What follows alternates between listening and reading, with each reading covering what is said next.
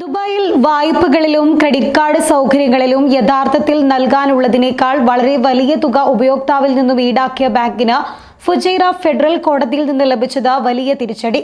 Loan, credit സൗകര്യങ്ങൾ എന്നിവയുടെ തിരിച്ചടവിൽ ഉപയോക്താവിൽ നിന്ന് 3,38,641 ദിർഹം അധികമായി ഈടാക്കിയ ബാങ്കിനോട് ഈ തുക തിരികെ നൽകാൻ ഉത്തരവിട്ടിരിക്കുകയാണ് ഫുജൈറ ഫെഡറൽ കോടതി. അതേസമയം കഴിഞ്ഞ വർഷം നവംബർ മുതൽ മരവിപ്പിച്ച ഉപയോക്താവിന്റെ ശമ്പളം പുനഃസ്ഥാപിക്കാനും കോടതി ഉത്തരവിൽ പറയുന്നുണ്ട്.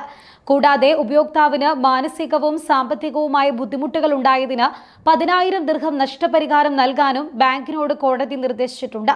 ഒപ്പം കുടിശ്ശികയില്ലെന്ന് സ്ഥിരീകരിക്കുന്ന ഒരു ക്ലിയറൻസ് ലെറ്റർ നൽകാനും ഇതിന്റെ കോടതി ചിലവുകളും ഫീസുകളും ബാങ്ക് തന്നെ വഹിക്കണമെന്നും ഫുജൈറ കോടതി ഉത്തരവിൽ വ്യക്തമാക്കുന്നുണ്ട്.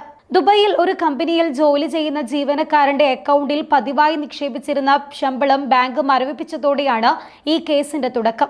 ഹർജിക്കാരൻ പറയുന്നത് പ്രകാരം കോടതി പിഴ നൽകിയ ബാങ്ക് മറ്റൊരു സ്ഥാപനവുമായി ലയിക്കുന്നതിന് മുൻപ് ഹർജിക്കാരൻ ഈ ബാങ്കിൽ ഉപയോക്താവായിരുന്നു.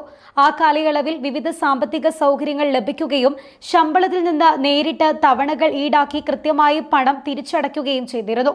എല്ലാ കുടിശ്ശികകളും തീർത്തതിന് ശേഷം വ്യക്തമായ കാരണമൊന്നുമില്ലാതെ ബാങ്ക് ഹർജിക്കാരന്റെ ശമ്പളം മരവിപ്പിക്കുകയായിരുന്നു.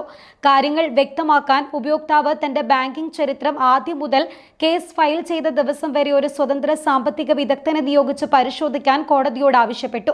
ഇത് കോടതി അംഗീകരിക്കുകയും ഒരു ബാങ്കിംഗ് വിദഗ്ധനെ ഇതിനായി നിയമിക്കുകയും ചെയ്തു.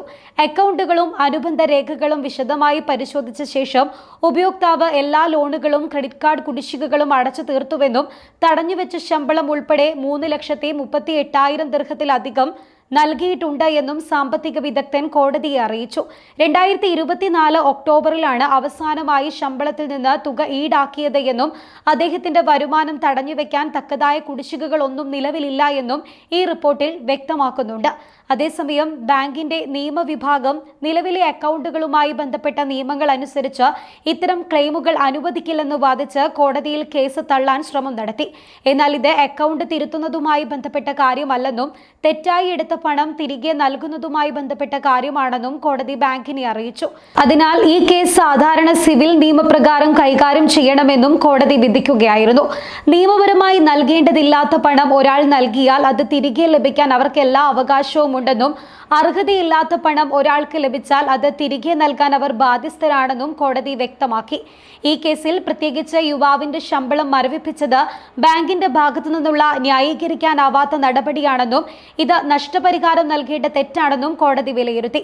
സാമ്പത്തിക നഷ്ടത്തിന് പുറമെ ബാങ്ക് യുവാവിന്റെ വരുമാനം തടഞ്ഞുവെച്ചതിലൂടെ അയാൾക്ക് നേരിട്ട മാനസികവും സാമ്പത്തികവുമായ അനാവശ്യവുമായ സമ്മർദ്ദവും ബുദ്ധിമുട്ടുകളും ഈ കേസ് ഉണ്ടാക്കിയെന്നും കോടതി അംഗീകരിക്കുകയുണ്ടായി.